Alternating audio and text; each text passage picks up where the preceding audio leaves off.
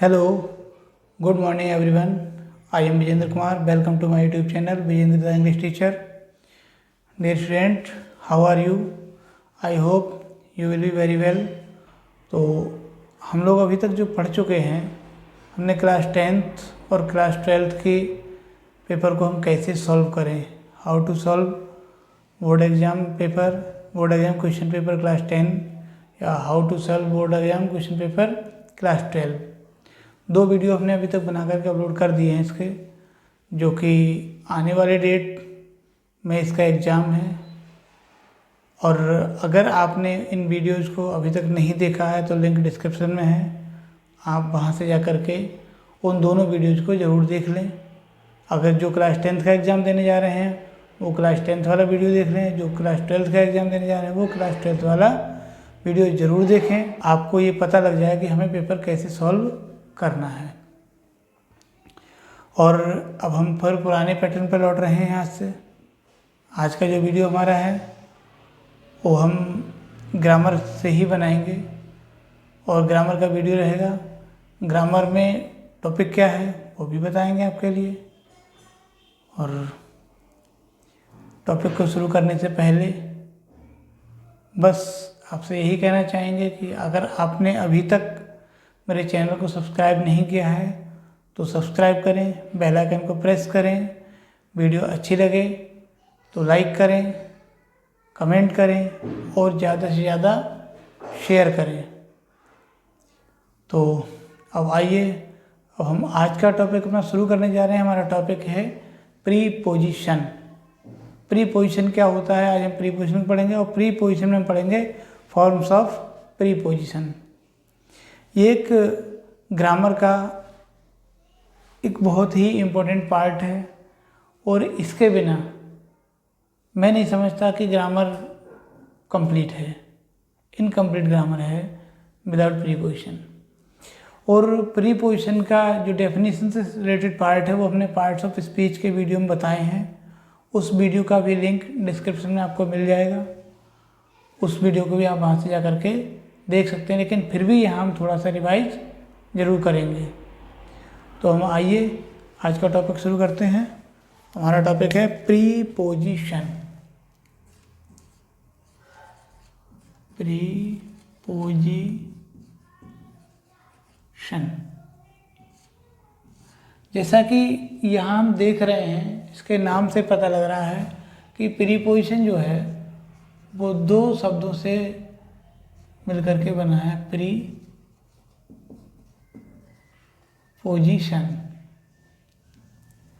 तो प्री का मतलब होता है पूर्व या पहले, और पोजीशन का मतलब होता है स्थिति।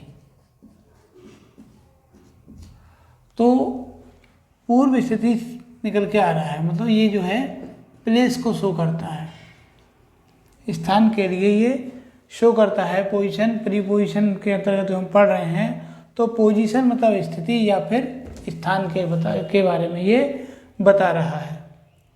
और यही प्रीपोजिशन है। अब हम इसकी डेफिनेशन भी दे सकते हैं। देखिए,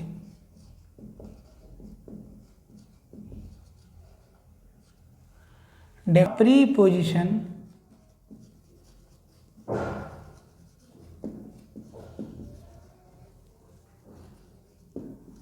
is a word used with a noun or pronoun to show the person,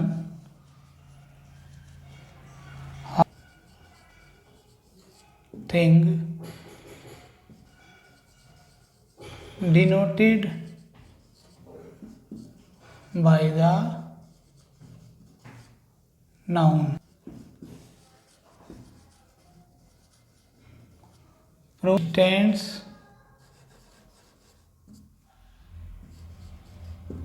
in relation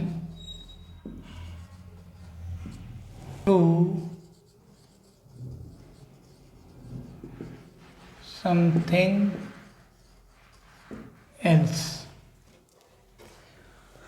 देखिए हम इसको समझेंगे कि a preposition is a word, एक प्रीपोजिशन एक शब्द है यूज्ड विद ए नाउन, जो कि एक नाउन या फिर प्रोनाउन के साथ में यूज किया जाता है to show how the person और thing denoted by the noun और प्रोनाउन। ये शो करने के लिए कि किस प्रकार से व्यक्ति या वस्तु जो है नाउन या प्रोनाउन के द्वारा डिनोट किया गया है। Stands in relation to something else, और वो ये शो करता है कि इन दोनों के बीच में कोई ना कोई संबंध है, तो इसको हम संबंध सूचक भी कहते हैं। हिंदी में इसको हम संबंध सूचक भी कहते हैं। अब इसकी परिभाषा हम हिंदी में और समझेंगे।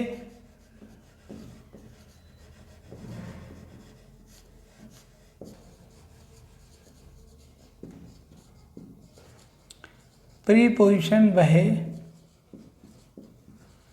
शब्द है जो किसी नाउन या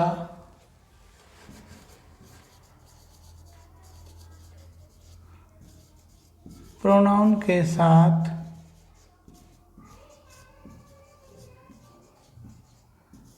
प्रयुक्त होकर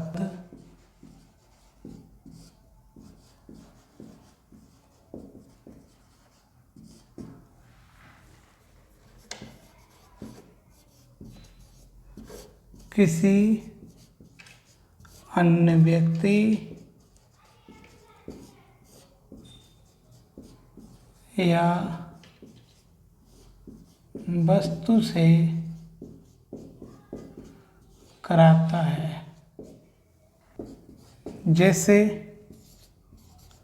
on the road, in the room,